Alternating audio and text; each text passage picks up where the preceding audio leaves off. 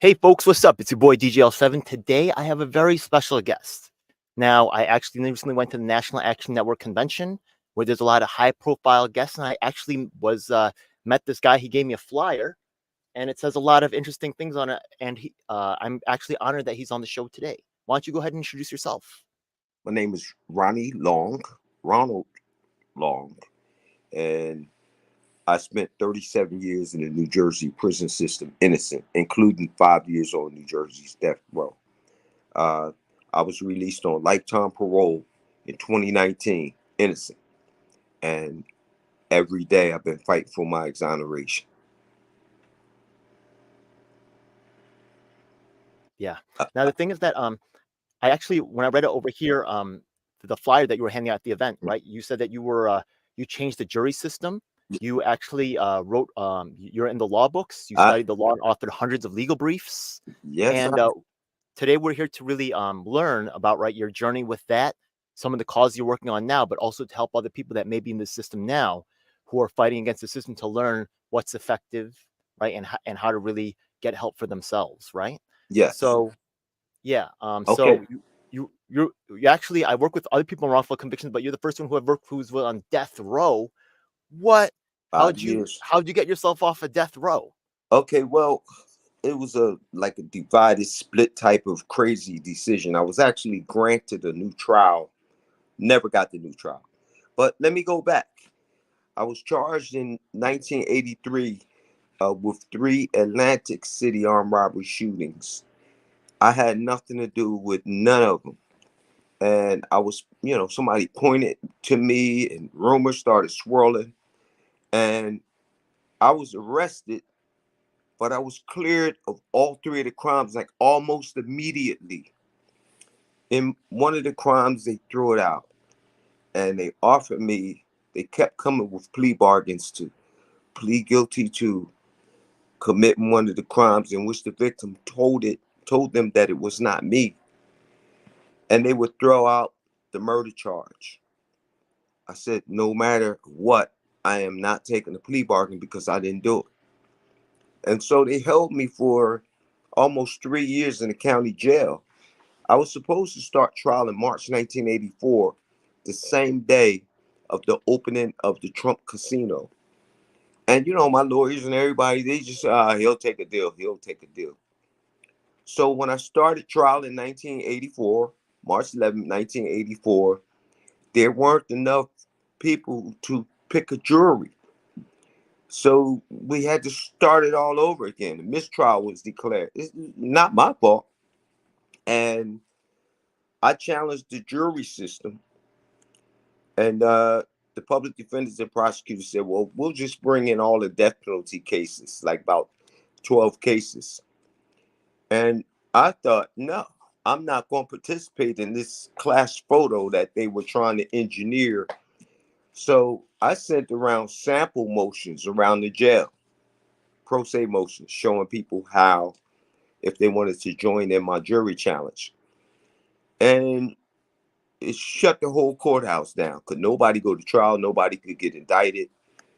So, it wasn't limited to just death penalty cases. It was limited to anybody because, we all have our constitutional right of a fair jury, not just for the death penalty cases, but for everybody else.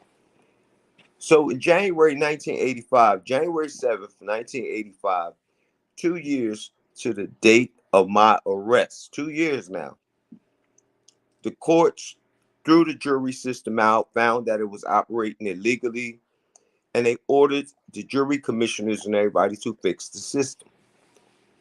Right after that, right after that decision, the police and prosecutor recruited a jailhouse witness to say that I confessed to him. He was the star witness against me. And Okay, then just, okay, go I ahead. have a couple questions before this point. Definitely, right? Yeah, there's so much information coming so fast, right? Okay. Just one thing I want to also, because I looked at your flyer here, and when you got arrested, right? The Hmm. thing is that you were serving in the Marines, if I'm correct. No, I had just left the Marine Corps a You had couple served years in the earlier. Marines. Right. I was fresh out of the Marine Okay, Corps. Okay. So, okay, and you had Did you ever serve like in combat or anything? No, it was no combat. When I went in, Vietnam conflict was just declared over 6 months ago. I went in when I was 17 years old. And Was there any consideration for your service to this country during your trial, or absolutely not. None whatsoever. In that's really fact, disappointing? Yeah, go ahead. which is another chapter, the prosecutor and the police illegally seized all of my Veterans Administration hospital records, looking for anything they could find to build a case against me. I mean, it's outright illegal seizure. But I want to like kind of keep you in track. From the moment I challenged the jury system, I was retaliated against. They recruited the jailhouse witness to say that I confessed to him. And then 2 days before opening statements in my capital murder death penalty trial in Atlantic County, the same cop, the same dirty cop, I'll tell you about him, terrified my aunt into becoming a witness just 2 days before opening statements. Now, mind you, I've been locked up going on 3 years. To say that I made incriminating statements against her in order to save her son, my cousin, who was implicated by the jailhouse witness. Paul Pettigrew was the jailhouse witness. And this whole thing was cooked up between Paul Pettigrew and the lead detective, a black cop named Ernest Jubilee. I got to pause for a second and digress. I want to tell you about Jubilee. He was a dirty cop, and I still have receipts. My mom saved all my paperwork from 40 years ago. Jubilee rose all the way up and retired from the Atlantic City Police Department as the police chief. And during his years as the chief of police for Atlantic City, he had over 300 and some investigations of police abuse, um, excessive force, dogs biting people. And of those 300 and whatever, 329 cases, he only sustained one. Jubilee was a dirty cop, and he fostered that culture of corruption that it still runs through the veins of the Atlantic City Police Department right now. Dirty cops planting evidence on people. And Jubilee, he was the king of the dirty cops. He also had sex with my girlfriend back at the time. But Jubilee built a false, flimsy case against me, and because I would not take a deal. There was an eyewitness who cleared me from the murder scene. Jubilee and the prosecutor arranged for this eyewitness to be hypnotized and given amnesiac instructions to forget everything. You will not be able to remember. That will all be completely forgotten. And this is a capital murder death penalty case. So we'll try to bring it out at trial. The judge said, bring it to the jury. Time of the jury, the judge says, oh, no, you're only trying to punish the prosecutor for destroying the witness, as if it's okay to destroy the witness when you're the prosecutor.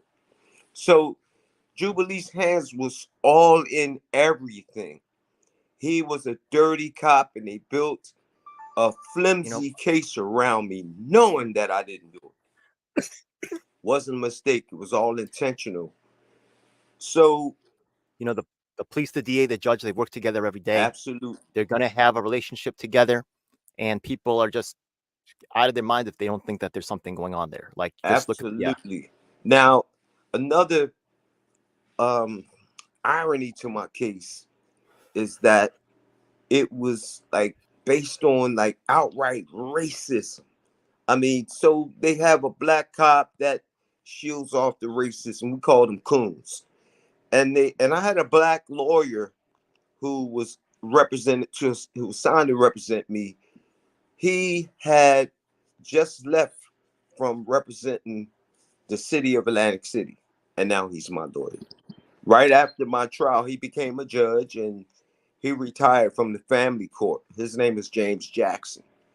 But the prosecutor, Stephen Rosenfeld, had an unfortunate habit of using race to convict black men. Now, in my case, Rosenfeld pranced around the courtroom, trying to mimic black dialogue. And he says, this case is not about race. Ronald Long doesn't discriminate against his victims. He shoots white people and black people. He's an equal opportunity shooter. Buzzwords. In the wall of the courtroom was a big sign that says, look, ma, no race. And the prosecutor played that theme. He called me the guest of honor, and he called me a brother. And the way that he said the word brother, it was just a euphemism. You know what he meant. But the judge was even worse. Judge Paul R. Pareca kept trying to get me to take a plea bargain. And I kept telling him I'm not taking a deal no matter what. The lowest deal they offered was 10 years, be out in 3. And I had almost 3 in before I went to trial. I said, listen, I'm not taking a plea bargain no matter what the deal is. I'm not taking a plea bargain. So as I started trial, October 1985, I was perp walked all throughout the Atlantic County Courthouse. Chains, shackles, hobbling. Sheriff's officers got my arms. They marched me down this way. Up, no, they want to move there. March me back the other way. And it's like the length of a football field each way. I'm hobbling and changing shackles. So when I got in court, I asked if the judge would tell them to take the shackles off so that I could walk.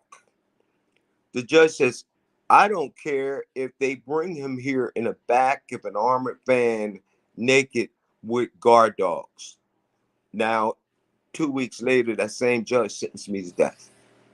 My trial was just a straight up railroad hanging back in 1985.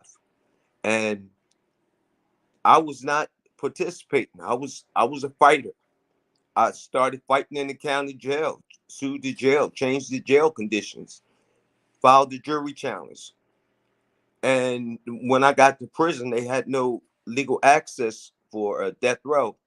So I filed a lawsuit. I'm in the law books for that too. Set up the legal access program for all of the lockup units in the whole state of New Jersey prison system. And so I just been a hell raiser. I did want to ask about that. There's a couple of things I want to ask, but Okay. just really immediately right here. You said you were in the New Jersey jail system, right? I saw that. Were you convicted in New Jersey or convicted in North Carolina? No, in New Jersey. The North Carolina Ronnie Long, I'll tell you about him, but he's not me.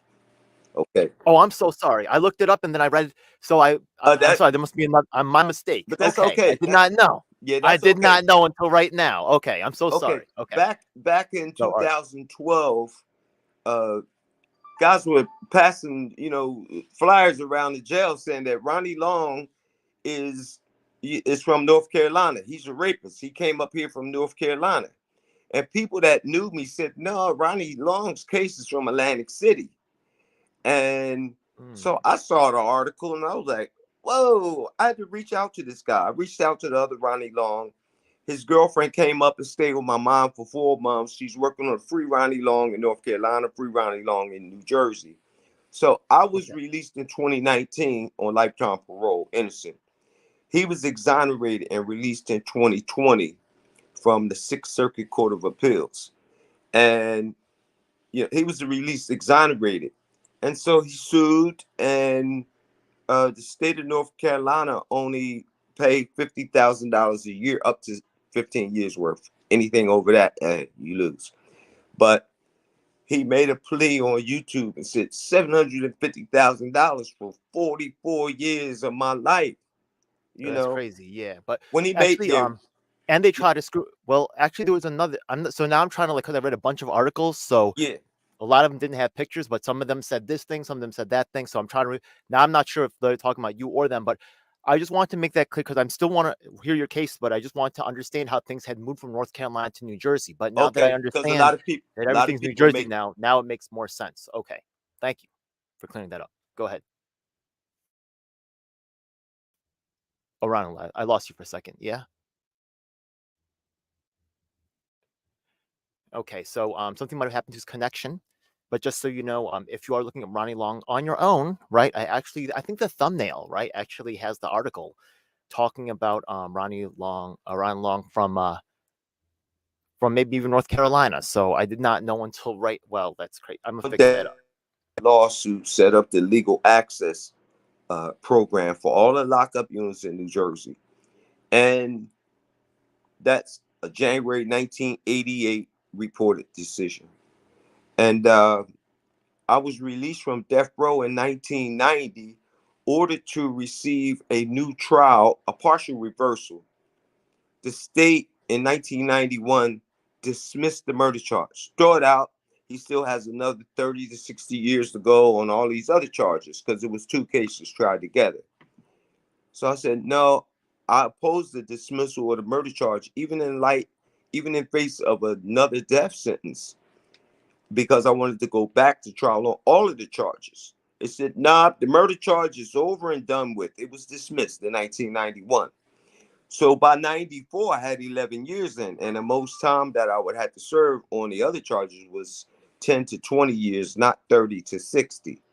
So as soon as I attacked that other sentence, it said, oh, we threw the murder charge out by mistake. In 1994, the same prosecutor who sent me to death row, whose conduct was said that it would not be tolerated in the new trial that I never got, he filed an affidavit and he says, I dismissed the murder charge by mistake.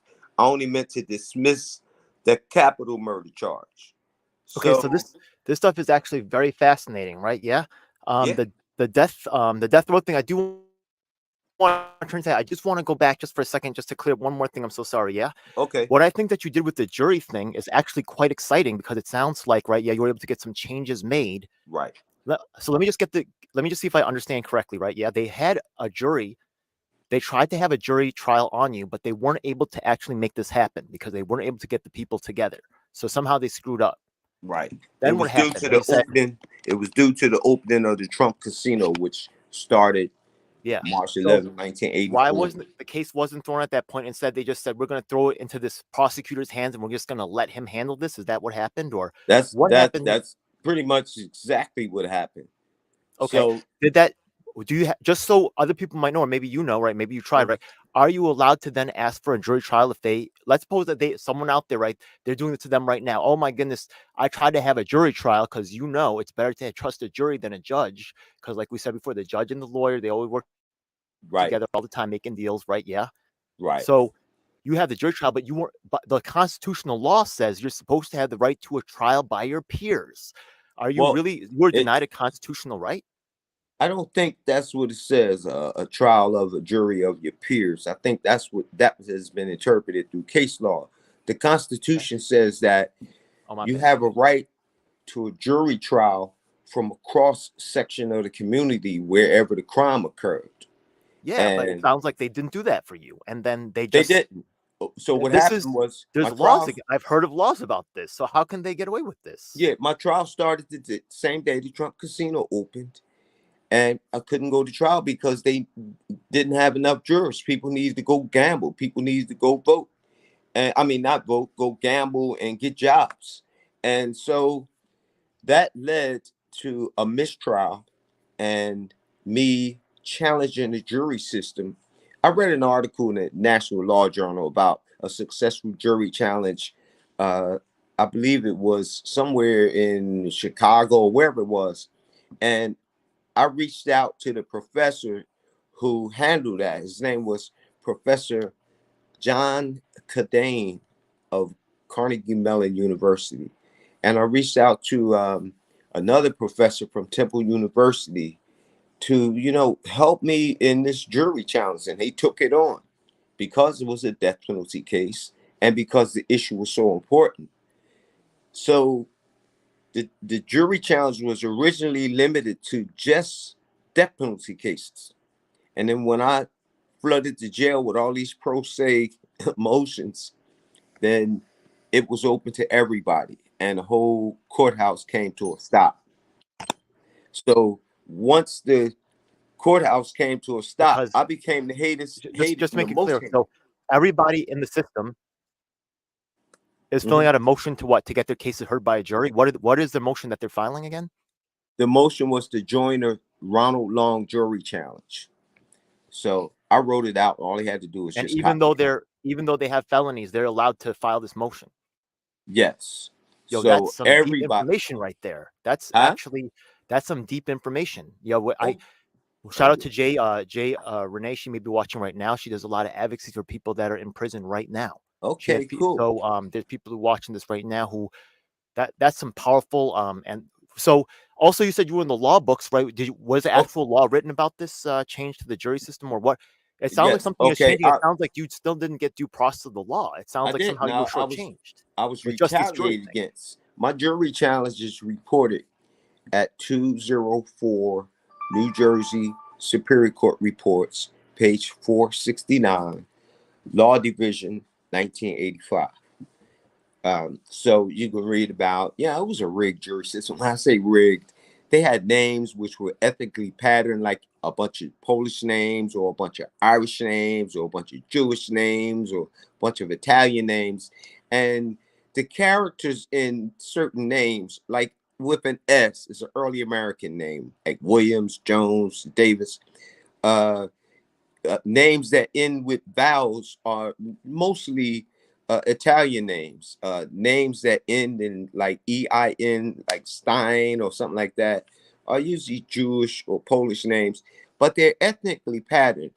And then we found numerous issues of people having more than one chance to vote, while others didn't even have one chance because their driver's license may have listed a senior, but their voter registration did not use the senior. So this person got twice the chance on being put into the jury pool. And there were other major issues, like it was like 17% blacks in the county, but only 1 or 2% of blacks were being called for jury duty. And so me being a person who exposed all of that, I was hated, and they retaliated against me because of it and sent me to death row. I got railroaded to death row. I was on death row. It was like a movie from the Twilight Zone or something, because I'm seeing all of these killers, that famous cases. This guy's a serial murderer. This guy killed an old lady in some gruesome fashion. And I'm like surrounded by the state's most notorious killers, and I knew that I was not going to start taking medication. I knew that the spotlight will be turned on my case because I'm an innocent man that actually made it to death row. And so I just had to be strong. I had to be strong not only for myself, but for my family. Um, my mom was in law enforcement at the time. And she said, Ronnie, if you're innocent, we'll back you. My mom stayed with me the entire. All right, we seem to have lost connection for a second, but this is fascinating. I do have some other questions for him. I don't know if he could hear me, but just so you know, Ronnie, you're actually dropped from the call for a second. Maybe a call came in. He may be on his, or maybe like Facebook is messaging him or something. Try to take over his camera. It is what it is, folks. But I do want to learn, right? Yeah. The jury thing was quite interesting. Now about this death row thing, let's be real, folks. Okay, can you see me and hear me? I can hear you now. I can hear you now. Yeah. Okay. By the way, since we had that little break, just so I could squeeze in this question right here, right? Yeah. Okay. I'm sure that because exactly like you said, right? Yeah, because you were an innocent man on death row, one thing they do not like is accountability. You said right there before, right? And there's other examples of this, right? People who have known victimizers. The Queens County DA was known to be running a technique called China walling, where they hid exculpatory evidence. Right. They also use jailhouse witnesses in this corrupt way, exact same way. Okay. And the thing is that that guy has not been held accountable. So one thing the system does not want to do is hold people accountable. Now you are an innocent man on death row. If they're going to do anybody dirty, if they're really pressured to really, kind of cut a corner. So when things, right? So you said things are already bad. They railroad you. You're already like counted on murder, right? Right. And you're innocent, but now things have ramped up, and now you're on death row fighting that. How do they turn things up, and how, right? Yeah. What's their like last resort stuff? Well, the last minute they came up with the jailhouse witness, and then there was no such thing as DNA back in the 80s, early 80s. Uh, the third crime, which they had thrown out, they brought it back in the middle of my trial on the other two. They said the killer left the Newport cigarette butt there, and they used all of my canteen receipts to show that I smoked Newports. Well, how am I defend against that? There was no Who such doesn't thing as smoke DNA. Newports? Oh my God. Yeah. And they used all of my canteen receipts, and I did something that most defendants don't do. I took the stand. I ain't had no, if I didn't defend myself, nobody else would. I was on the stand for like 9 hours. And the prosecutor tried to catch me in a lie about anything. I mean, he brought out that I had a girlfriend in one town and a wife with a baby in another town and collecting welfare. Everything ugly they could throw at me, they threw at me. And they brought in that third case and said that he also did that crime. He smokes Newports. He did all of the crimes. Well, at that moment, I knew that there was nothing I could do to defend against that because the jury heard it. So years later, DNA would become relevant. DNA was mainly used in the 80s on sexual assault crimes cases. But in 1997, I learned of a DNA case from a prisoner in Texas based on a cigarette butt. And that's when I started seeking DNA testing in my case. And, I went before another judge who, just pretty much hated me.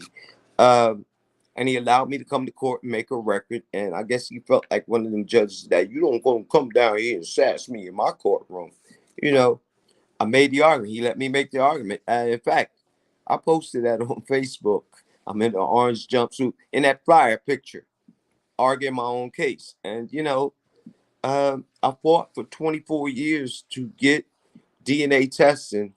An Atlantic County, New Jersey prosecutor fought all 24 years to block DNA testing to prove my innocence. So by 2019, I'm being released on lifetime parole. They just formed the New Jersey Conviction Review Unit. And it was its first director was Carolyn Murray. I knew that she was the wrong person for that position because she had just left being an Essex County judge, and prior to that, she was an Essex County prosecutor. So she would not be the right person for that job. I had my hearing there. Former Governor Jim McGreevey accompanied me. Gail Muhammad, who is like a bombshell activist for prisoner families in New Jersey for over 30 years. She accompanied me. Terrence Jones, who I believe he's referenced in one of the DNA cases from Delaware. He runs an organization called Total Justice. He accompanied me. And we had this hearing at the Division of Criminal Justice in September 2019. Carolyn Murray, the director, told me, listen, let's keep this under wraps while I get the prosecutor's file. And I was like, oh, okay. Now we're getting ready to get all the treasure trove of Brady information that they never turned over. I was really hopeful. She had no intention of ever doing anything for me. She just tried to Yeah. keep my mouth You're quiet. damn right. Absolutely. So last October 2023, I put a petition on change.org to review the reviewers, meaning Carolyn Murray. And in 6 weeks, the attorney general removed her from that position. It only got 147 signatures, but the attorney general removed her from that position. And the attorney general, Matthew Platkin, I saw him at the NAN convention, and I saw the governor there too at the NAN convention. But as of right now, no one has been reappointed to be the director of the conviction review unit. So I'm pretty much seeking the attorney general to do what Carolyn Murray did not do.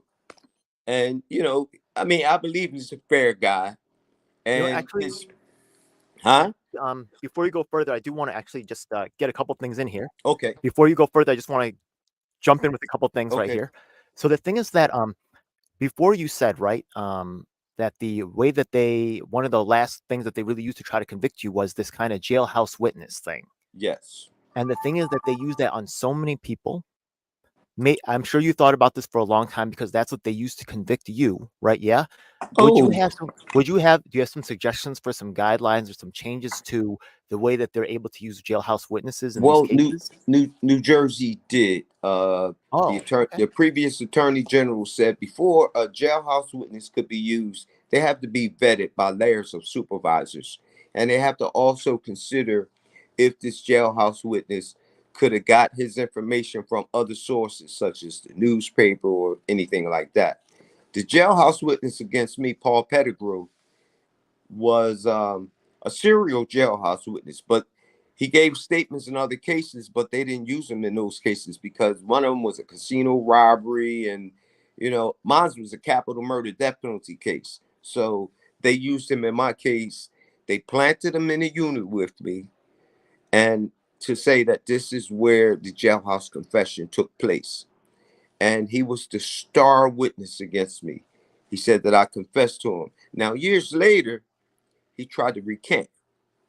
He went to court and they gave him the same public defender that he and I both had. And the public defender basically told him, listen, if you go forward with this story, they're going to take your plea back and you're going to be facing what you were facing all along, which was over 100 years with 12 cab driver armed robberies.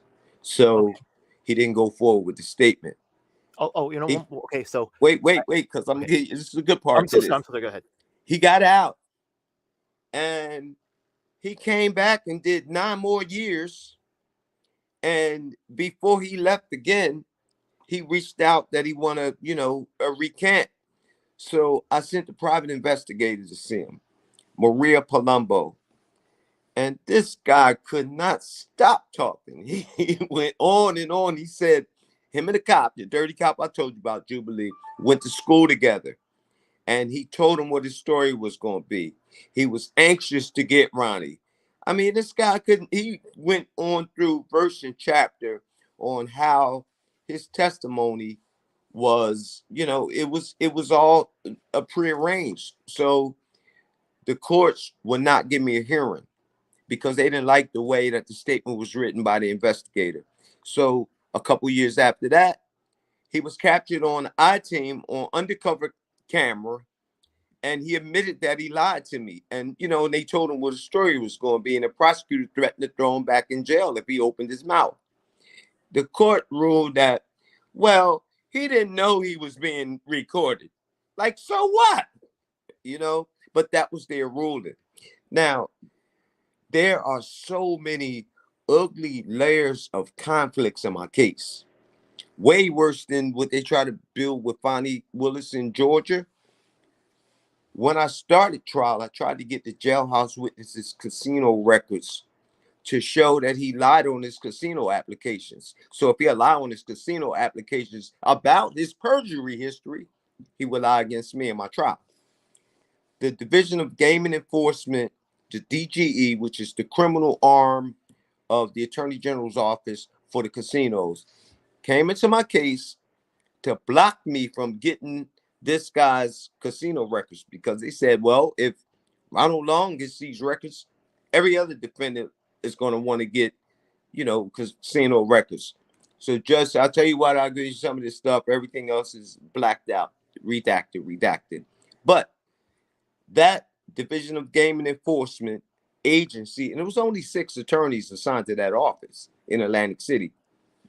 One of those lawyers will become a judge, and then he would become an appellate judge.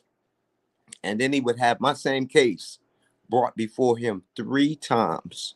I didn't recognize it the first time or the second time, but I recognized his name on the 3rd time, Anthony Perillo. I started going through all my papers. So wait, Anthony Perillo was part of the DGE when they came into my case to block me from getting this guy's casino records. Mm-hmm. And years later, he would become a judge in my same case for 3 different appeals. And one of those appeals involved that same jailhouse witness Paul Pettigrew, whose perjury history he attempted to conceal. Well, it gets a little bit more corrupt than that. I went back to court about 3 or 4 times in like the last 5, 6 years before I came home. And it went in front of another judge, Judge Patricia Wild. And I come to find out, and she always denied my motions. Everything is denied. She also was one of the attorneys from that DGE that came into my case to block me from getting this guy's casino records. So, talk about ugly conflicts. These are conflicts. These are not a conflict light is called an appearance of impropriety. These are conflicts of interest, conflicting interests. And it's all a part of my nightmare, So, the spotlight should be shined on it because it questions people's integrity. How could you be a part of the prosecution and then later be a judge in the same case in a death penalty case and not recognize the name? Come on, come on. So these things were intentional. This whole thing was intentional, and everything is done by telephone calls and we'll see what we can do for you and whatnot, and sweep it under the rug. And I guess I was supposed to die in prison and just go away. But Congratulations on surviving. I know that's not easy. I maintain my dignity. Yeah, you was with the killers, straight up. Yeah, I maintain my dignity. I had no disciplinary history to speak of for 37 years. I got a verbal reprimand in 93 for cussing out a racist guard in super maximum Trenton State Prison. That was my entire disciplinary history. But I was a big dude. When I came off the Deathrow, I went to the weight pile and I was like a real big dude, lifting 100 pounds and playing with him and everything. I was a big dude. But I was mainly into the law library. I was mainly into, education department. And, people come to me for help on their cases. And I wrote a lot of briefs. And once I started getting murder cases overturned, then he was like, whoa, who's this guy? Ronnie Long got another murder case overturned. Yeah, wait a brief. And it was a dozen murder convictions, like over the years from different prisons in the state of New Jersey. But I just immersed myself in the law, and I have common sense. So wait a second, you were working like basically doing the jailhouse lawyer thing? I was the state's most prolific jailhouse lawyer to hear due process tell it. I always had a word processor or typewriter, and I write better than I talk, and I do great research. And so I wrote briefs. People come to me for help. I read thousands of pages of transcripts, write briefs, and some of those cases are in the books. And it was like bittersweet because I could get everybody else out except myself, but it was what I was called to do. I got some strong cases overturned. I got a strong federal opinion in a death, not a death penalty, but an Anti-Terrorism and Effective Death Penalty Act case. In 96, Bill Clinton streamlined the execution process when he signed that AEDPA. And it pretty much gutted the habeas corpus. But I was successful in getting a case overturned and dismissed through that process. Oh, just for the people who don't know, what is habeas corpus?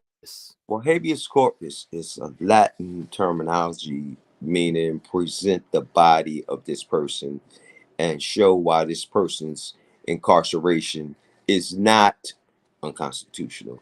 So the habeas corpus process is usually the last resort after you have exhausted all of your state court remedies. And then after you've exhausted all your state court remedies, you have 1 year from the date of the highest court decision until the date that you file your habeas corpus. You have 1 year to file your habeas corpus for federal review of a state case, of a state conviction. And so I won a case for a guy, Harold Love. It was a double jeopardy case in the federal court before Judge Joseph Irenas. His case was double jeopardy. My case was double jeopardy. Mine's was a death penalty case. His was an armed robbery shooting case. And the irony here is that the same federal judge who granted the habeas corpus to Harold Love denied the same to me on my double jeopardy issue, like maybe a couple months later. And this was back in 1996. Now, in Love's case, he started trial. 5 witnesses testified. 1 cop got caught lying. So the judge leaves and he says, my mother-in-law died. So therefore, I can't continue. He sent the jury home, dismissed the trial, dismissed it. And so the next day, the state came in and said, hey, well, we want to start all over again. Another judge comes in and says, well, judges have families too. We're going to start this all over again. He shouldn't have did that, but we're going to start this case over again. And so they started the Harold Love trial a second time. And he was convicted. And I raised a brief before the New Jersey Appellate Division Forum. They rejected it. And I just preserved this right to go straight to habeas corpus and took it to the federal habeas corpus. And the federal judge ruled that if the Constitution is to apply to everyone, it should also include Harold Love. In my case, the double jeopardy was a little different. I was convicted of murder, granted a new trial. The murder charge was thrown out. And 4 years later, they brought it back and said they threw it out by mistake. They only meant to dismiss just the capital murder. So what the same judge had to say about my case is that a defendant who's convicted of capital murder and gets off of death row should not be heard to complain about receiving a life sentence. But dude, I'm innocent. Harold Love wasn't innocent. I'm innocent, you know? Yeah. So it was the same federal judge who granted double jeopardy for one of my friends who denied me double jeopardy. So, Okay. you know, I have a lot of dealings with a lot of people in the courthouse, and they hated me. They really, really hated me because a lot of times they did not know that I was the author behind the brief in some very important cases, you know. But I never stopped fighting. I never stopped fighting. Even to this day, I'm not ever going to give up because that was just never an option. Giving up, it was never even a thought for me, you know, because I didn't do it. And after like another year, I'm in prison, go to another prison, another year going by. Then at some point you start getting old, you know. I mean, I was 24 when I got locked up. I was 60 when I got out, you know. So I'm appealing to an audience of 2. That's the Attorney General of New Jersey and the Governor of New Jersey. And that's my plight. Turn the spotlight on. I don't have anything to hide. Turn the spotlight on it, and you'll see. Now, I think at the time that the our interview had ended or cut out for a minute, I was telling you about my mom. My mom, she's getting ready to be 90 years old. She was a law enforcement officer, and you know, she was history in Philadelphia. She was the first Black female to become a detective deputy sheriff in the history of Philadelphia. Now Philadelphia has a Black female sheriff. Mom paved the way for her. And Philadelphia has a Black female police commissioner and a Black female mayor, you know. But my mom stuck with me every step of the way for all of those years in prison, coming to visit me, you know, That's death crazy. row, you know, having to take like medication. And both my parents were here to see me walk out of prison alive. My mom gave me a party at the Philadelphia Fraternal Order of Police building, and it was awesome. It was some reporters there, but it was awesome. Can you see this? Yeah. Eh, Okay, yeah. that's my mom, me, my mom, and my dad, and this And you went to the military, and you know, then after that, right after going with the son of the first Black policewoman that's really, you know, notable in you know, for that position, that was, you said, detective. yeah, my mom, Yeah, she was the yeah, first Black female detective to sergeant or be sheriff, a detective deputy yeah, sheriff in deputy sheriff. Philadelphia. Yeah. So that's And really that's crazy that you had, this kind of like, believing in the law. Your mom is a police officer, right, and then you go in for false charges. right. That's And what as I what said, a as I said, crazy. as I Yeah, said, that's that's crazy for your mom yeah, too. that's why I couldn't go Whole down the family. dark road. I kept my nose clean. I had no choice. You know, it's also my son Mom's gonna know. Ronald Long Jr., my son. Yeah. He grew up and we had a real restrained type of relationship. He went into the Marine Corps. He was 2 when I was arrested. He Yeah. went in the Marine Corps, married, 2 kids. And when I came home, we had a 4-day weekend. He brought his family up from Virginia. And, he kept saying, I can't believe I got my dad back. I got my dad back. We walk around the corner. We spent like every hour, up all night, sleeping on the floor in my mom's house and whatnot. And I begged Ron to come to my party. I begged him to come to my party and wear his Marine Corps dress blues. Ron, come to my party, wear your dress Habits. Yeah. blues. That night, he said, no, I'll let everybody else have you, and then I'll have my dad back. That night, the night of my party, Ron drowned. He took his family See. on a little boating trip, and he fell in the water. His nephew fell in the water, and his son, my grandson, fell in the water. And Ron jumped in the water. He saved his nephew and saved his son. His son to this day can't talk about it. But Ron lost his life the night of my party, you know. And so it's like a double whammy because I lost all of those years with my son on the front part of life, and then I lost the rest of the years on the back part of life of being free. But that's one of those things that I continue to deal with every single day because I was robbed again, you know, Yeah. first being robbed of my life and then coming home and being robbed of my son. We are not supposed to outlive our children, man. And that's so hard because all of that time I was away from my son. And he's another reason I kept my nose clean too. It's like they will not have any bad reports to send home about me. I was Mr. Scared Straight himself. You know, I was not getting involved in anything illegal. People knew me as the lawman, and they also knew that I was on death row and wasn't one to F with. I But do actually have a question about that, right? The okay, thing is that I'm sure you spend a lot of time thinking about, right, these exactly like you said before, right? The person I've even done studies on this. You could look at my channel. I have something called okay, Legal Aid Defense Fund. They provide the free help for people that have been, in trouble. But they okay, have exactly like you said before, right?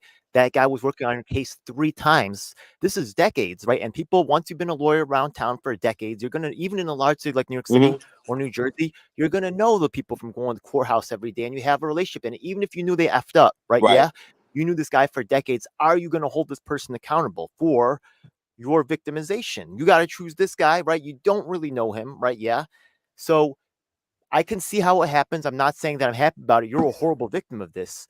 What are some, right? Maybe one of my friends actually had a suggestion. He said that people who are DAs hmm should not be able to become judges because he says they're kind of, maybe that's a suggestion. Maybe you bias. thought of other ways.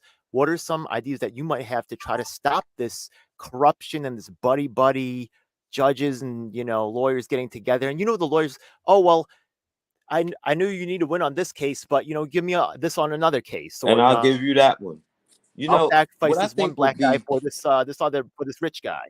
people Yeah, talk about like criminal justice reform and everything, but I don't think most people are serious about it because, I'm just an average guy. I believe that if there is a way to get innocent people out of prison, that way will also prevent innocent people from going to prison. And that would be putting a value or worth on evidence. And so people lie, but they won't lie for somebody else and put their own skin on the line. And if people dust off those dirty boxes, cases that they know are dirty cases, wrongful conviction cases, and bring that information to light, they should get paid for that. I believe that they should, it would be the kind of accepting a criminal case on a pro bono basis without saying it's on a pro bono basis. But they estimate that at least 10% of the prison population is innocent. Now, it may be more than that. I like to take the low number. The low number, let's say 5%. We can be comfortable and say at least 5% of the people in prison are innocent. In New Jersey, 5% of approximately 12,000 prisoners would be about 600 people, 600 cases. Those are the 600 applications that are pending for conviction review unit, and I represent all 600 of them. When I write my letter, dear Governor Murphy, I'm the same as every other innocent person in prison writing a letter to the governor. Please take a look at my case. I'm them, and they're me. Well, One, I got some good huh? news for you, Ronnie. You ready? I got some good news for What's you, that? Ronnie. You ready? Okay. I work as an activist in many fields. I work with people with disabilities. I work with people that are in public housing and homeless shelters, things like that. Okay. Okay. And out of all the groups that I work with, the wrongfully incarcerated and the criminal justice people are the best at taking on the system because exactly like yourself, they've taken on judges. They've taken on a lot of people, right? They've never dealt with a judge. They're not really ready. Like you said, normies Or they're aren't afraid. ready for this, Yeah. right? Yeah. Or they're afraid. Yeah. Now you have actually a very good, the thing is that this is an election year. We Right. actually have access to the voter database. And exactly like you said, the way that the judges start to, we're actually my pals, we're all in on this type of stuff. Okay. So I'm very happy to meet you. I think that your work is incredible, by the way. Okay, Tony Dolce. And props to you on getting off death row. That wasn't easy. Yeah, Tony Dolce. Right, yeah. And I'm really excited about this idea. Tony, maybe Anthony Dolce? Yeah, Anthony from Dolce, Stop right. False Police Reporting. Yeah, I do know him. He's a local guy. Yeah. Yeah, well, if they're local, I know him. Yeah. I met him a couple of times, and I thought that was bombshell. Stop false police reporting. I thought he's connected. He's been in Albany a lot, and he actually knows some people. Tawanda Guilford, right at the National Action Network. Right. I think that you're also linking with Al Sharpton, which is a powerful ally. Well, but we're gonna have other people as well. Go ahead. Hear me? I can. Yes. Okay, I had to block the call. I've been pushing for Sharpton for the last 5 years. And I've been like slowly, getting his attention a little bit here and there. And I know that he's very, very busy. But I've been pleading my case to Sharpton since at least 20 years. Now, Michael Hardy, Michael Hardy, Al Sharpton's National Action Network lawyer. Michael Hardy. I gotta see him. Okay, well, he's the one. He's the one that starts the program every Saturday. Light skin. He's been away for a long time. He's battling with cancer, but Mr. Hardy did write me back in Rawway, and he got overwhelmed with a lot of other stuff. Reverend Daltrey. I've heard of him. Yes, he was actually at the event. Yeah, right. He 93 years old. Reverend Daltrey did attend a couple of my hearings on my case. But what I'm trying to do is to get Reverend Sharpton to turn the spotlight on, because he knows the governor of New Jersey and the attorney general of New Jersey. Turn the spotlight on. And, you don't have to do a lot of legal work. My case has run its gamut through the legal system. Oh, by the way, on my last DNA motion, I was able to get the assistance of one of New Jersey's super lawyers, Robin Lord. She's like the white female Johnny Cochran for the state of New Jersey. She took my case pro bono. And when she took on my case with his last DNA motion, the judge was like, "Oh, Miss Lord, how you doing, Miss Lord?" I mean, she was really kissing up to Robin Lord. She played Hail to the Chief. And she said, "Miss Lord, did you hear what I played? Did you hear it? Did you hear it?" And Robin, the clerk said, "No, she didn't hear it." So the judge played it again. But Robin is my lawyer, and she's standing by. If I need her for anything, she's standing by. But she took my case pro bono. and she Okay. laid it out for Well, just so you know, one thing is a lot of look, she's pretty cool, right? And I'm glad that you know, I definitely know you're looking for every ally you can, right? right, But the thing is that most people that I've talked to, actually, a lot of them have been disappointed by lawyers. So I tell them, usually I say, it's okay to go see them for consultation, right. but never give them power of attorney, never give them the right to sign your paperwork without you being in the room, Oh, never give them the absolutely right not. to you know, negotiate Right. without you being there, things like that, right? Yeah. Oh, But well, absolutely. actually, your example, prime example, right, where you actually have a lot of knowledge. See, right? Yeah, and you've been around the system, so it's very interesting to hear your take on this. Right. You How do know, you see this relation? Because once again, you're not just some new jack. You've been doing right, a lot of brief stuff like that. You know the legal system. You've been a victim of the system. You right. really thought about it day and night, right? Well, This you lady is know, kind of cool.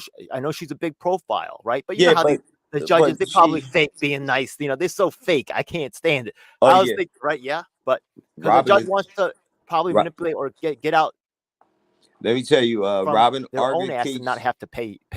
Yeah, Go Robin, ahead. she argued a case Hmm. before the New Jersey Supreme Court, and it's going to be a landmark reported case dealing with identification last December. And she called me to just come and give her moral support.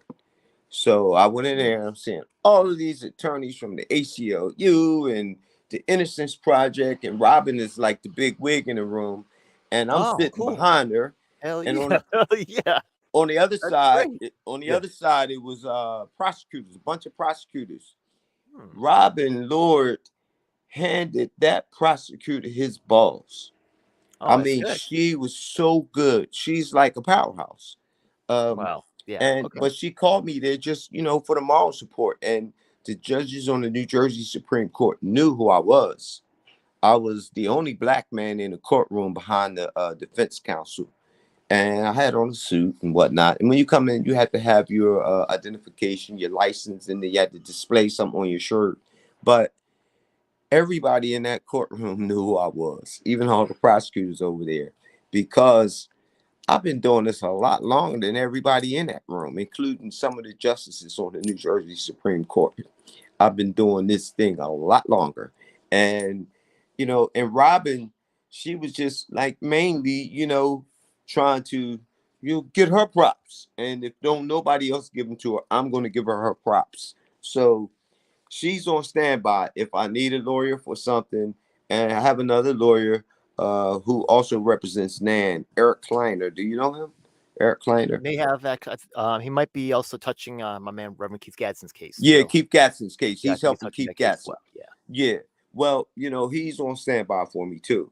So, Thanks you for know, yeah, what thanks for what Eric. Yeah. what I like to do, and I told Reverend Gadsden is, and Reverend Bartley and Reverend Sharpton, is that I would like to get the Attorney General and the Governor of New Jersey to take a look at my case and call it the way you see it. Like the criminal justice system has completely let me down. A lot of people don't know about the three branches of government, but the judicial branch of the government completely let me down. And so now I'm seeking the assistance from the executive, which is the governor and the attorney general. That's what I'm seeking. I'm seeking their attention. And all Reverend Sharpton they got to do is just say my name, and they'll know who they're talking about. Yeah. But like I said before, a lot of people confuse me with the North Carolina Ronnie Long. Hey, yeah, I did that mistake too. Hey, Yeah, quick question for you. yeah, As in terms of like here in New York, right? The judges are placed in through surrogate courts and Supreme Courts through something called county committee. uh-huh. How do they seat the judges in New Jersey? Are they elect? Some of them have elections. In Pennsylvania, they have No, elections. judges in Jersey are appointed. They're appointed Okay. by governor, and then they are approved by committees on the legislature. State and And county committees? Yeah. huh? State and county committees are responsible for the nomination process, right? What? Well, I believe that the process is who you know. Just That like yeah. other places, I believe the process is who you know. Uh, if somebody, if some vacancies come open, You know, everybody knows what vacancies are coming open and what judges are retiring. And they have a lot of judges on recall in New Jersey who had retired, but they were, you know, recalled to help with caseload. But in New Jersey, the judges Okay. are In Pennsylvania, well, yeah. yeah, they're mainly appointed. You know, no election. In Philly, Pennsylvania, where in Philly, Pennsylvania, there's elections for the judges, Right. and someone named Dr. Chinchilla Jonizia and also Vincent Moto, I think, and Muti, we were talking about them earlier. They, I think they were involved in work, and they got Caroline Turner, who was elected to a judgeship. That's a very important position. Oh Here yeah. in New York, we're also trying to exert pressure on the county committee to actually control the judge process. Okay. Also, Chinchilla. Chinchilla. I did reach out to her, and I haven't heard back from her, but somebody gave me her number. I believe it was Victor Pate. Oh Victor yeah, Pate. okay, Victor. Yeah, I know Victor. Yeah.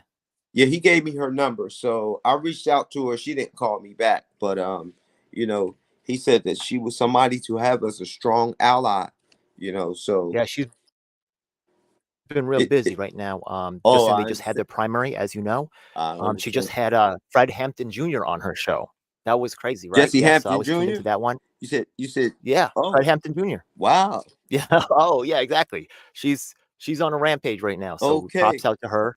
They've been having meetings with state legislators, things like that. So, but I'm Okay. patching you in with that community right there. I You're appreciate definitely that. of high interest, and I also like I was like, look, Ronnie Long got a settlement for millions. I was like, maybe he could help us. You know what Come I and mean? bless you. Yeah, I Yeah, will come I and mixed them bless up. you. I mixed up the Ronnie Longs. My bad.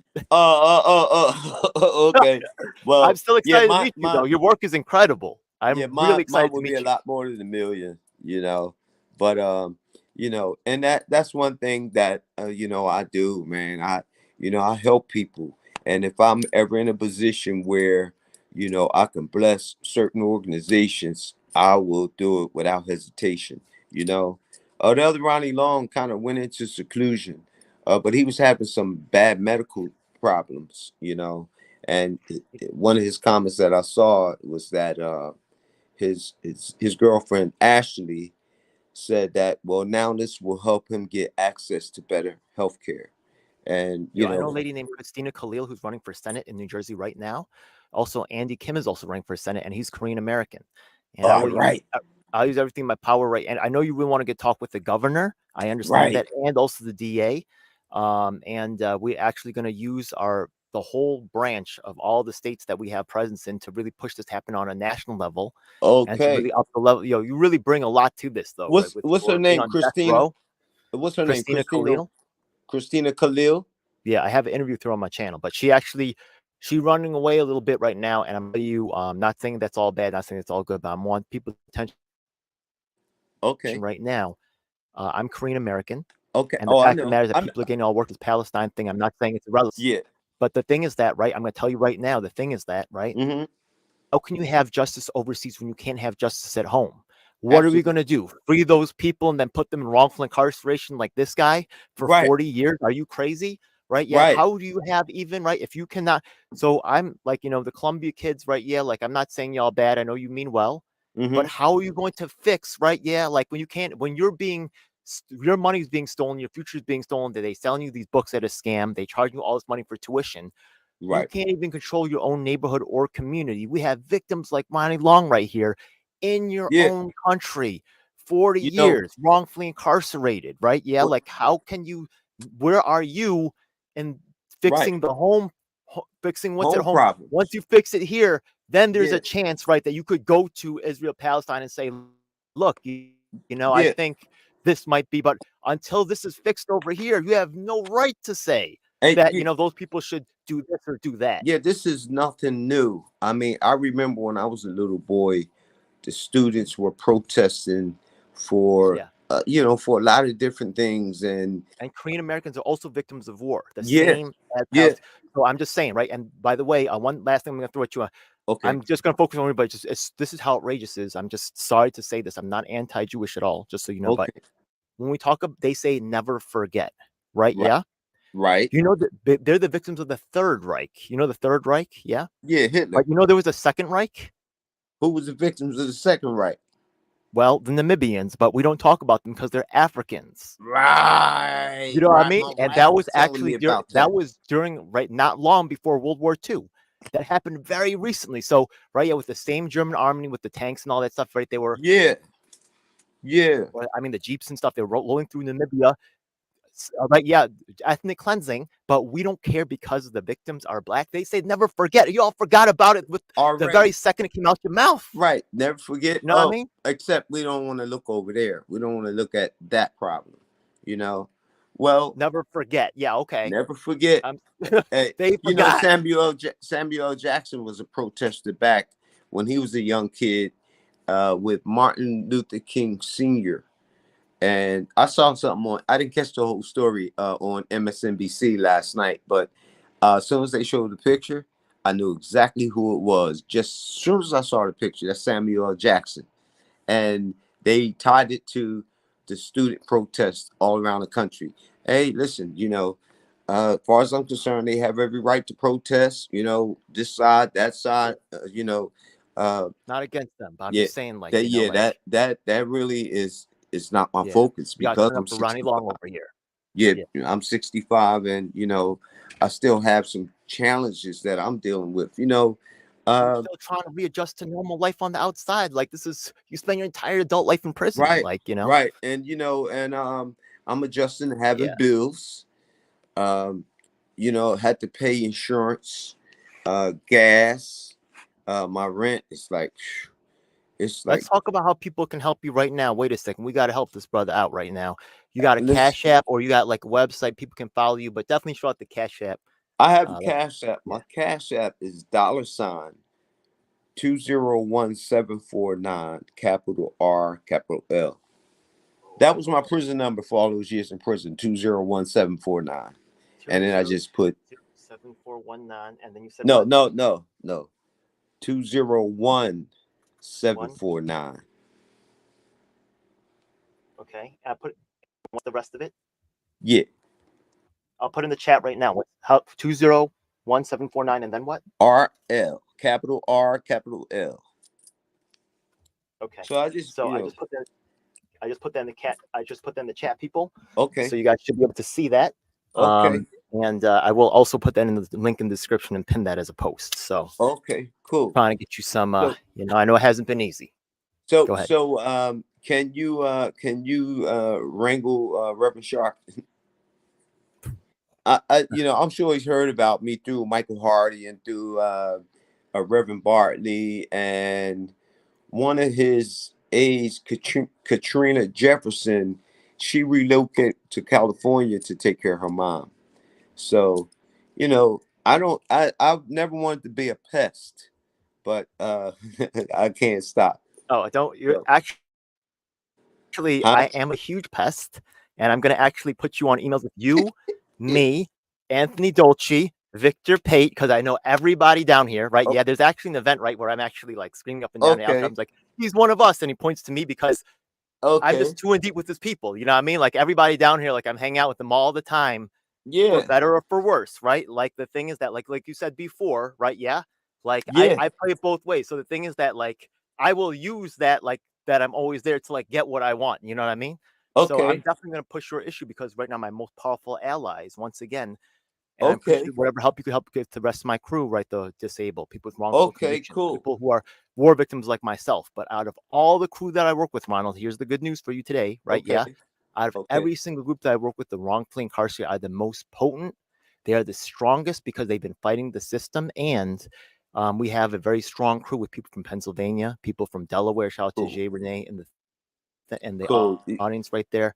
And we have people in California, LA. We got a former U.S. presidential candidate who's in the Chicago area.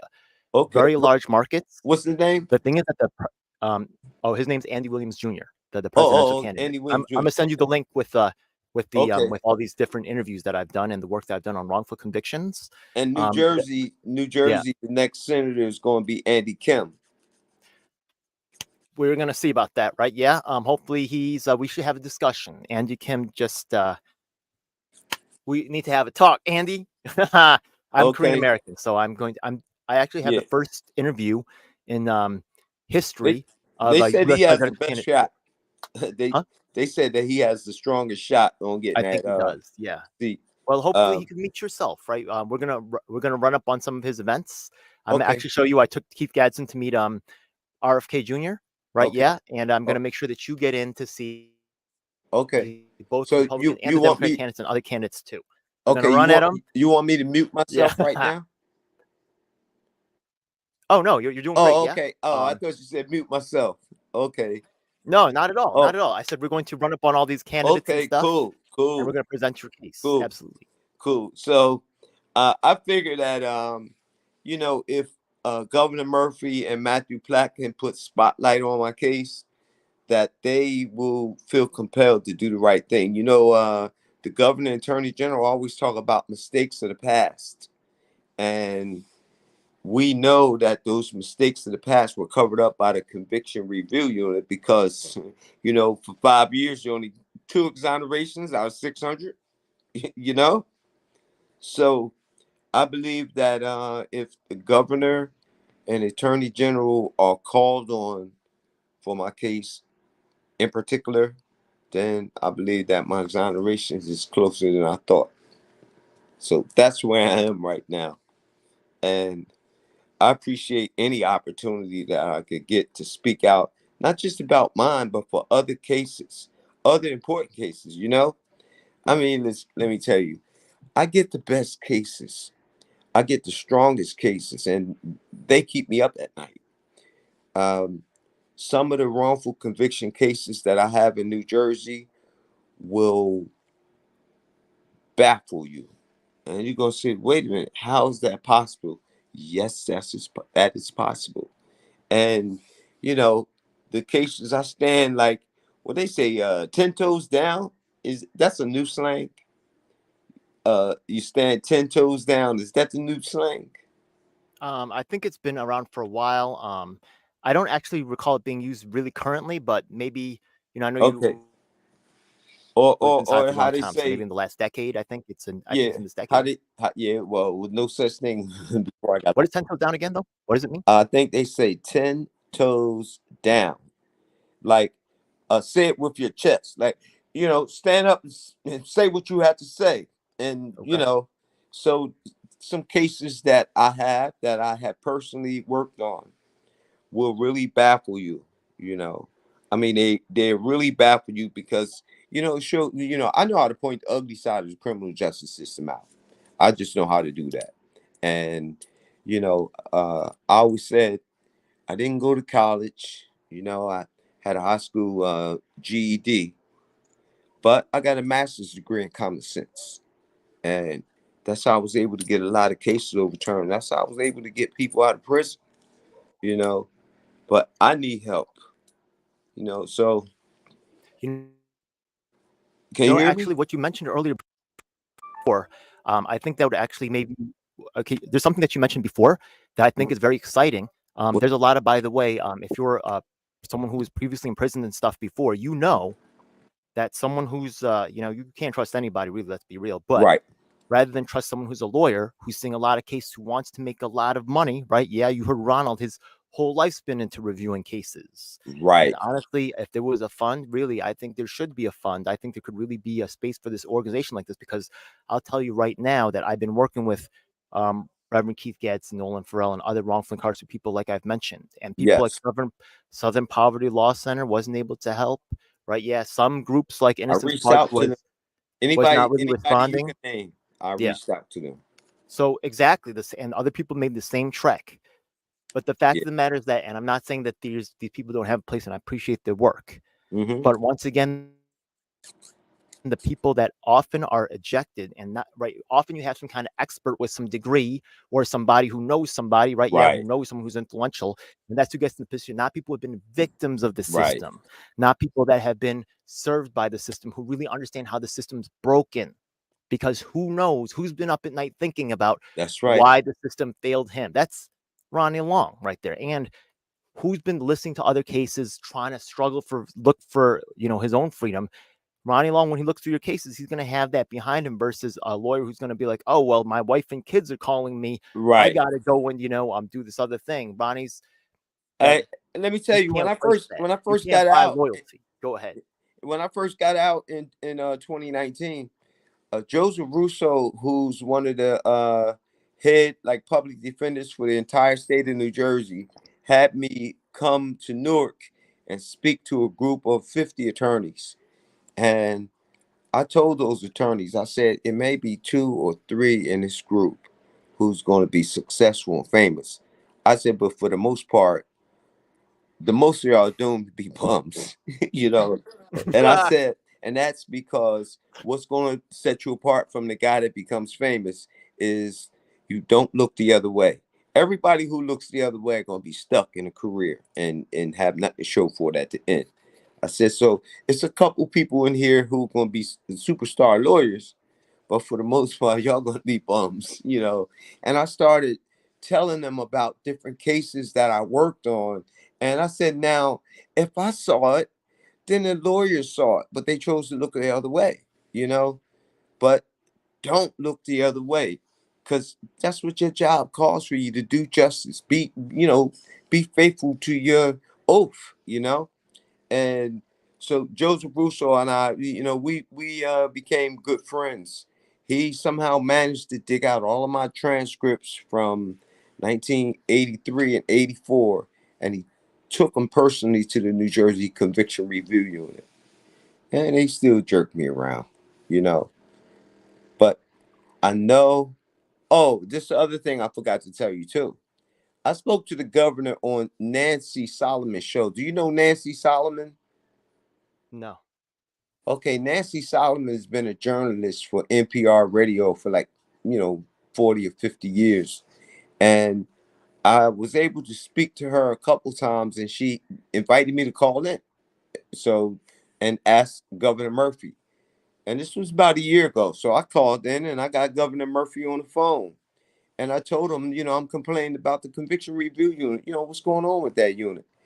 And the governor put me in touch with his chief counsel, Paramo Garg, and he stayed in touch with me ever since. So when Paramo Garg started making inquiries about my case, that's I think that's the number one reason why the attorney general took a look at the conviction review unit and got rid of Calamari, you know, because I had the governor's chief counsel on it.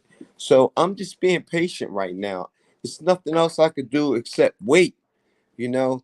But I don't like to be waiting for nothing to come. You know, I've been through many appeals where, you know, wait months and months and months, and then when they get appeal back, it's like 3 pages and it's rubber stamped, you know. Is there any So, reason that there's this delay? Like, are they giving you any reason, or they're just like not well, responding?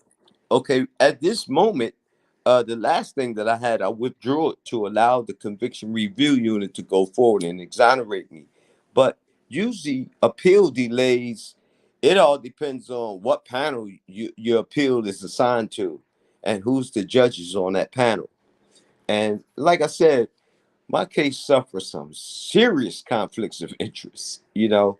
But at this moment now, there's nothing in court that will prevent the conviction review unit from exonerating me or that will prevent the governor from granting me a full pardon. And You know, and what you said before, right, about the conviction review board only like vacating 2 convictions, right? in, Yeah.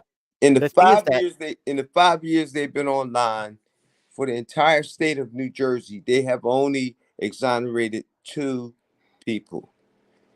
And there's this hocus pocus mumbo jumbo game where they create a absolutely new department, they right. fire someone or they hire someone, and that's supposed to magically solve the problem.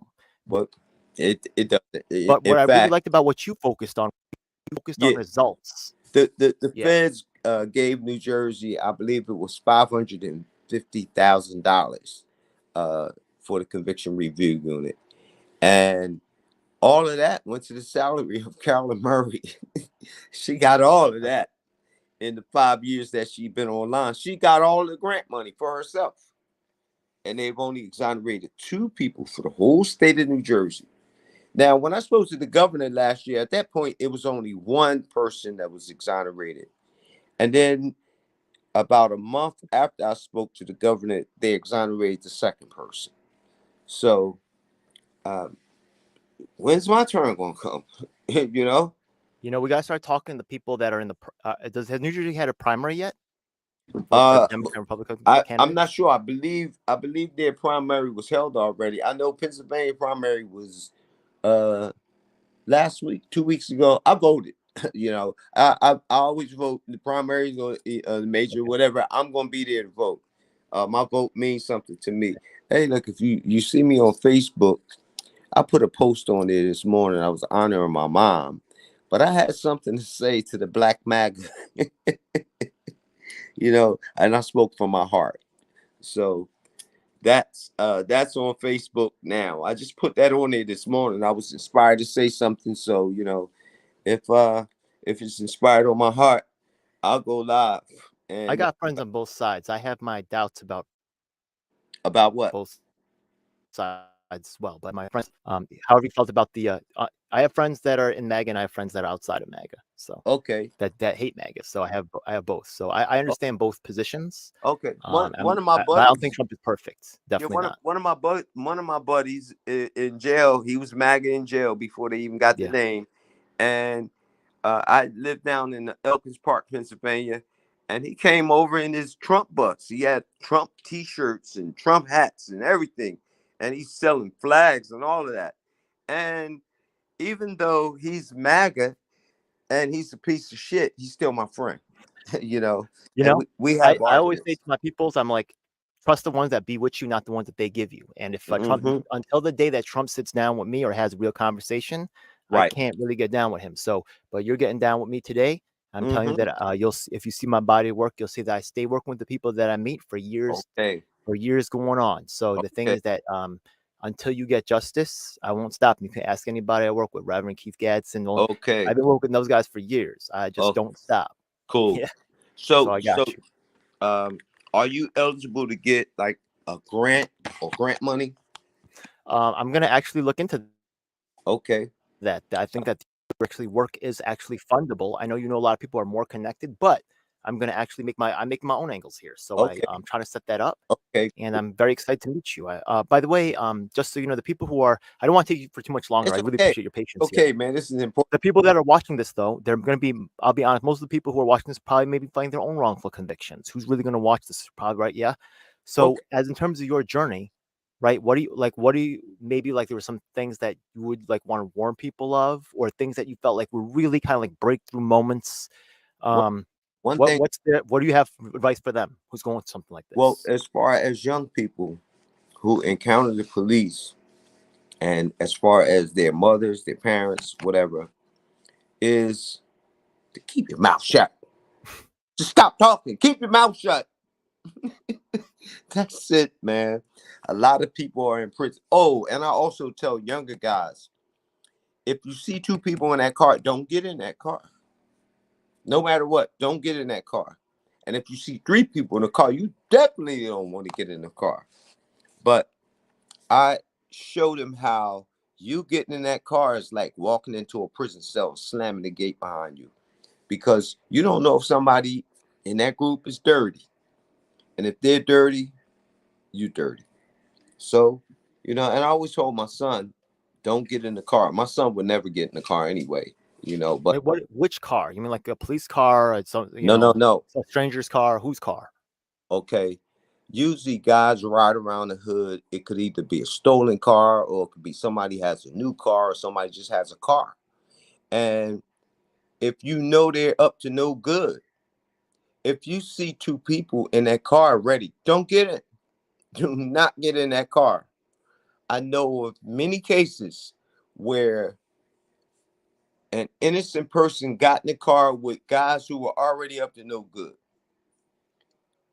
Okay. One of them shot somebody and killed them. And you being in that car with them, you are just as guilty as they are. And I watched guys spend 30 years in prison because they got into the car. Oh, one question to Yeah. just to clear one thing that you said earlier. Okay. You said you advise that the young people, especially, keep their mouths quiet. But we know that the police, actually, if you look at the statistics, they're masters of extracting those confessions, right? That's They, what or those plea cars. deals, right? Yeah. right? Just confess to something lesser. You didn't even do it, right? This will all go away. Just, Right. it'll be okay. No, not really, right? I, So I tell how do guys, they fight against the psychological mastery of these manipulators? yeah, I tell guys, I said, listen, if he asks you questions, tell him I have nothing to say. I want a lawyer, and stick to that. I said, because what a lot of guys do, they think they're talking their way out of something, and they're actually talking their way into a deeper hole, like this Central Park Five. You know, um, just keep quiet. Don't say anything. Oh well, Boo Boo told us this, and Skee Ball told us that, and keep your mouth shut. Don't talk. Keep your mouth shut. A lot of times, people say, listen, if you help the police will help you. And that's not true. All they want to do is close the case. They don't care if it's against you or if it's against the next guy, whatever. But you have a constitutional right to not incriminate yourself. And the best way you don't incriminate yourself is keep your mouth shut. Don't say no statement. You had nothing to say. And you know what they do too? The cops also pass the word around the prisons that you were helping them, so as to get you like hurt in the county jail. You got to move around. You got to move to this other place, and cops do that. They put out statements that you're supposed to have made, and they say if you don't go with this statement, hey, we're gonna put it out there, and then you handle it how you want to handle it. They do stuff like that. So I just mainly tell younger guys, first, don't get yourself in that situation. Don't get in that car if you see two people in that car. And if you do have an encounter with the police, keep quiet. Remain silent. You have a right to remain silent. Right. Exercise that right. Keep your mouth shut. And that's what I tell them. That's what I tell people. And guys going into jail, I say, listen, if you mind your own business, then you don't have to worry about minding anybody else's business. And you won't have to worry about opening yourself up for what comes along with that.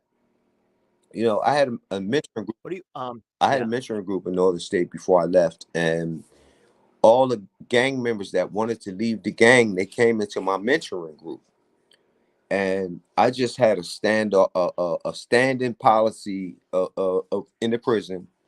It's hands off, and anybody that's in our mentoring group, hands off. So if you don't want to make your bed a nightmare, don't bother anybody in my mentoring group. And Actually, I went through court recently myself, uh, right? And I had it was a very puzzling experience. It was just for it wasn't for anything major. But the thing is that I showed up, right? Yeah, at the appointed time. mhm, Then the thing is that they called like 8 or 10 of us out in a room, right? Yeah, and then there was some lady at the front. She seemed to be a lawyer. I don't ever remember her herself identifying herself as a lawyer. She acted like one. mhm, She said, "I don't work for the courthouse," but she never said if she was a public defender. I thought about asking her. She just ran us through like a machine. We went in front of the judge. She just started saying stuff. There's a lot of stuff that kind of like just seemed to happen, right, or they were trying to like processing us like some dead chickens or something. We're right. just being moved through a line, and we didn't really nothing was really explained to us or what was going on. It was a very I was like, what the crap, what I Could mean? have been. So He could have been a prosecutor. could have been, right? But I just found the whole. So the thing is, a lot of times when people are going through the process, they'll feel very lost, and they'll become under the charge of a public defender's. When you went through your case the first time, was it with a public defender? You had your own lawyer. How can people protect themselves when they feel like they're in the law process and things are starting to go wrong? Like court case is going down. They know they're innocent. Did you not know till the last moment that you were going to get convicted? You really believe till the last moment that you would be found innocent? But what happened I mean, was, how did it go? after more than 2 years in jail, the prosecutor and this cop recruited one of my lawyer's other clients to become a witness against me. So the jailhouse witness. So my two new lawyers that they assigned to represent me had less than 3 months to prepare to defend me in a death penalty capital murder trial.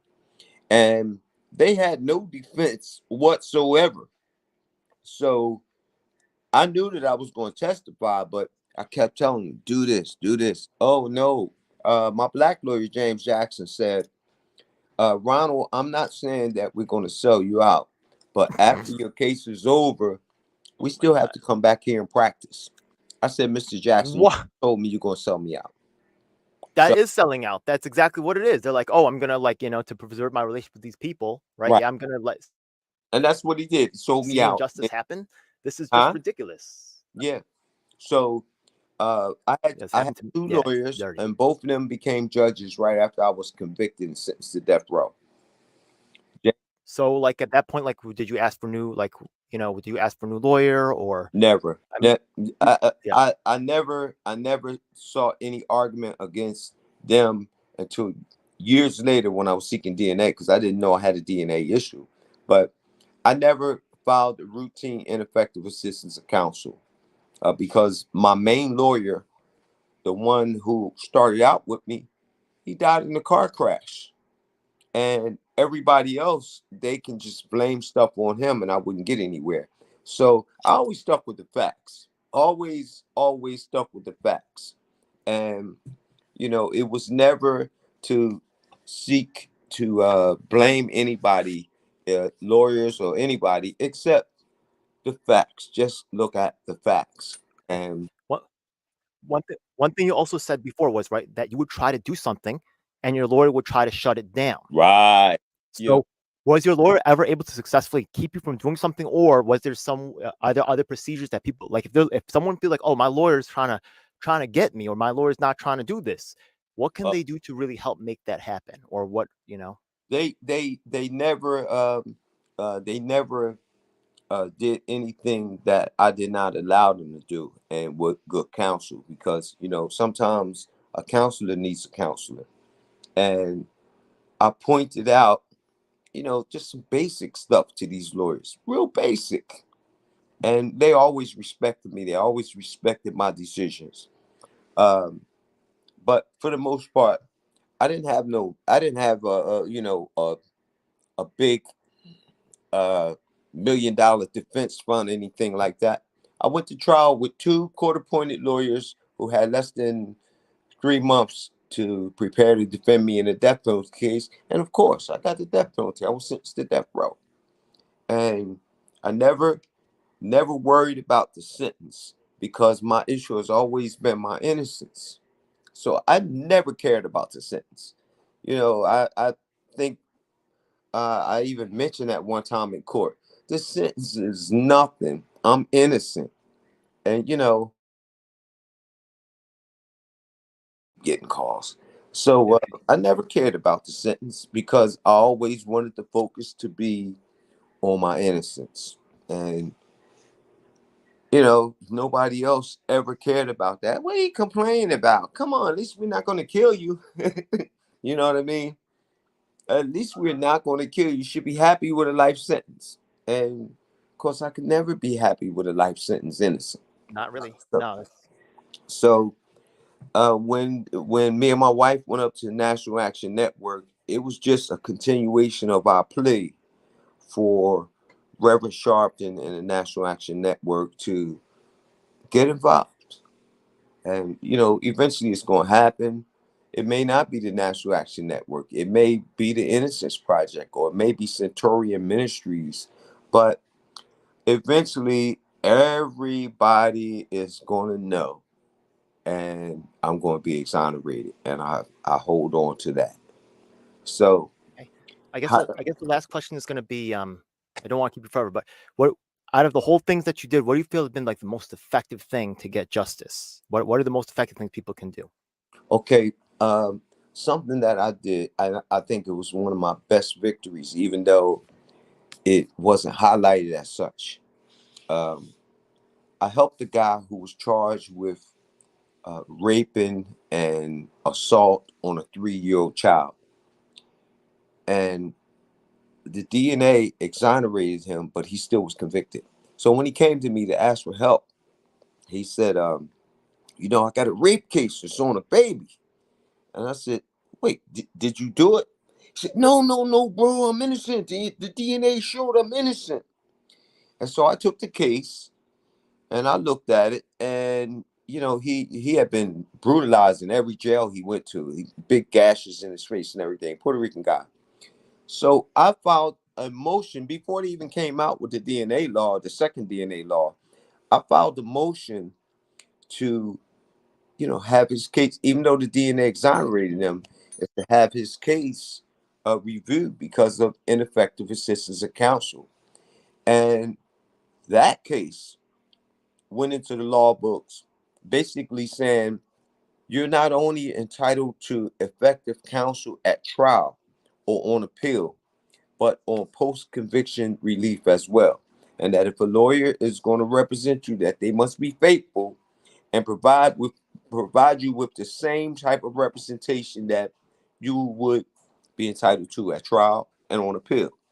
And that case went into the law books in New Jersey.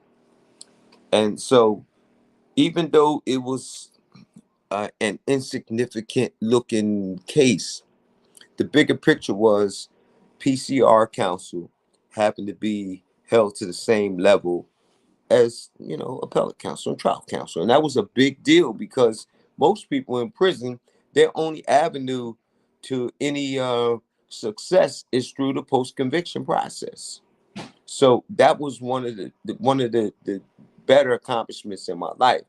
In terms of people, again, the only thing I can do is say what I have said before.